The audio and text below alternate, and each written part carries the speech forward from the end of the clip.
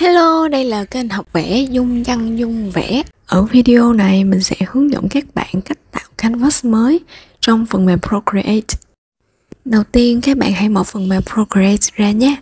Nếu như máy của các bạn chưa có sẵn phần mềm này thì các bạn có thể vào App Store để download.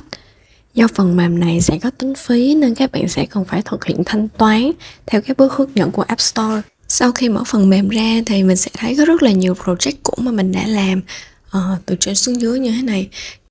Nếu như app của bạn là phần mềm mới tải về thì trang này sẽ chứa những tranh mẫu mặc định của app. Rồi để có thể tạo được một cái canvas mới, mình sẽ click vào icon dấu cộng nằm ở góc trên bên tay phải. Icon này nha các bạn.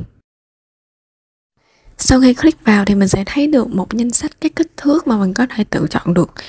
Ví dụ như ở trên cùng là screen size sẽ là kích thước của chiếc iPad này 2048 pixel nhân với 2732 pixel với hệ màu là B3 ha. Và ở dưới đây là mình sẽ có kích thước là A4 sẽ là 210mm nhân cho 297mm, hệ màu là sRGB. Và còn có những kích thước khác nữa. Và ở đây ví dụ như là các bạn chọn A4 làm canvas thì các bạn sẽ click vào A4. Khi đó màn hình của chúng ta sẽ xuất hiện một cái canvas có size là A4 ha. Nếu như bạn muốn tùy chỉnh kích thước của canvas thì mình sẽ bấm vào gallery để quay lại. Sau đó mình vẫn sẽ bấm vào icon dấu cộng đầu tiên. Và ngay ở dưới đó mình sẽ thấy một cái icon màu đen hình chữ nhật có dấu cộng. Thì mình sẽ click vào đó.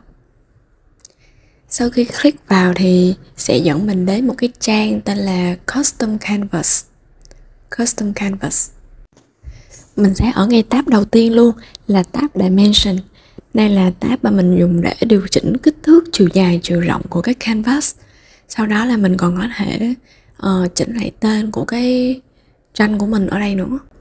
Nhưng ở đây mình sẽ đổi tranh của mình thành test như thế này. Sau đó là mình sẽ tùy chọn kích thước. Đầu tiên là mình sẽ chỉnh lại chiều ngang của cái canvas trước 1000 pixel. Chiều ngang của mình là 1000 pixel ha. Sau đó chiều cao của mình muốn là 1002 pixel. Tuy nhiên ở đây đã là 1002 sẵn rồi nên mình sẽ không có chỉnh nữa. Tiếp theo là DPI. Ở đây DPI mặc định của mình đang là 300 pixel. Nếu như bạn làm file in ấn thì bạn sẽ để là 300 DPI ha. Còn nếu như bạn vẽ tranh để xem trên những cái thiết bị điện tử như điện thoại hay là màn hình máy tính thì mình để DPI là 72 là vừa đẹp rồi. Sau đó là phần ở dưới sẽ có maximum layers là số layer tối đa được sử dụng cho cái file này. Nhưng ở đây layer tối đa của mình là 869. Tiếp theo là mình cần phải chỉnh hệ màu là cái thứ hai, color profile. Ở đây mình đang chọn sẵn là theo hệ màu CMYK. Thường là mình sẽ chọn cái mặc định luôn là generic CMYK profile. Nếu như mà các bạn không dùng để in ấn thì các bạn có thể chọn màu RGB để có thể nhiều màu hơn. Và màu RGB thường là sẽ rực hơn màu CMYK rất là nhiều và nhìn đẹp hơn ha. Cái thứ ba đó là time-lapse setting. Cái này rất là tiện ha. Tại vì mình thấy app Procreate là tích hợp luôn cái việc quay màn hình luôn. Có nghĩa là từ cái thời điểm mà mình tạo cái file này thì Procreate sẽ quay lại cái màn hình, sẽ quay lại cái quá trình mà mình vẽ cái file đó. Thì ở đây là mình đang tùy chọn setting cho video của mình. Thì ở đây mình có 3 lựa chọn là mình có thể chọn theo cái tiêu chuẩn nhất là 1920 x 1080, hoặc các bạn có thể record lại cái video của mình theo dạng 2K hoặc là 4K. Tuy nhiên là 4K thì nó sẽ nặng hơn 1080 rất là nhiều ha. Sau đó là về chất lượng quay thì mình cũng có thể chọn những cái chất lượng như là low quality hoặc là good quality hoặc là studio quality hoặc là lossless. Thì cái này là sẽ tùy theo nhu cầu của các bạn.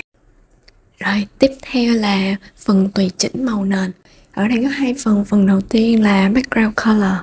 Thì chỗ này màu background của mình đang là màu trắng, thì khi mà mình tạo cái file này ra thì cái màu nền của file này sẽ là màu trắng. Nếu như bạn chọn là màu xanh dương hay là màu xanh lá thì lúc mà mở file thì cái màu background của các bạn sẽ có màu xanh dương hoặc là màu xanh lá hen. Phần ở dưới là background hidden. Chức năng này đang được mặc định là tắt đi. Nếu như bạn bật tính năng này thì khi mà bạn tạo file thì cái lớp màu nền của các bạn sẽ được ẩn đi ha. Nếu như mà bạn tắt nó đi thì lúc mà bạn tạo file thì cái màu background sẽ được bật lên. Thường thì mình sẽ tắt cái tính năng này tại vì mình thích vẽ trên background hơn. Rồi, nói thì nhiều nhưng mà thật ra cái chủ yếu nhất mà mình còn phải chỉnh đó chính là hai cái tính năng đầu tiên, đó chính là điều chỉnh kích thước và điều chỉnh hệ màu. Cho màn hình thì mình xài màu RGB, cho in ấn thì mình xài màu CMYK. Tiếp theo là mình nhớ phải kiểm tra lại DPI của cái file. Nếu như là cho màn hình thì mình sẽ chọn DPI là 72. Nếu như cho in ấn thì DPI sẽ là 300. Sau khi mình đã kiểm tra đầy đủ hết rồi thì mình sẽ bấm vào nút màu cam, nút Create để tạo cái file này nha. Giờ có một câu hỏi là nếu như mình làm file in ấn 300 DPI với màu RGB thì có sao không? Thật ra thì cái này sẽ phụ thuộc vào nhà in. Nếu như nhà in họ sử dụng cái máy có thể in được màu RGB thì tất nhiên là in màu RGB với 300 DPI thì sẽ đẹp hơn màu CMYK rất là nhiều.